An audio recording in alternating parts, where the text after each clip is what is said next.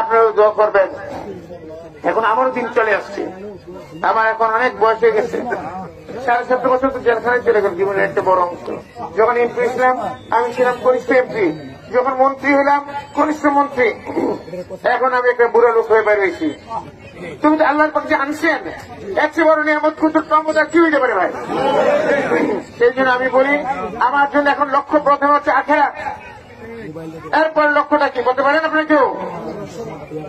আমার এই 3 এলাকার জনগণের প্রতি এক জনসেবা, এটাই হচ্ছে আমার লক্ষ্য। তারপরে লক্ষ্য হচ্ছে আমার পরিবার পরিজন, আমার যে ভালোবাসা আপনারা দিচ্ছেন, সুতরাং আখিরাতের পরে লক্ষ্য আপনারা। 3 নম্বরে আমার পরিবার পরিজন, 4 নম্বর আরো অনেক এজেন্ডা থাকতেই পারে।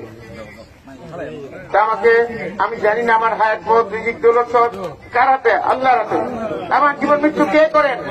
আল্লাহ। আমার মুক্তি কে করছেন? আল্লাহ। আমি কার উপর ভরসা করবো? আল্লাহর উপর। সেই ভরসায় আমি আছি। আপনাদের কাছে আপনাদের দোয়া চাই, আর আপনাদের আমার নেত্রীর জন্য দোয়া চাই।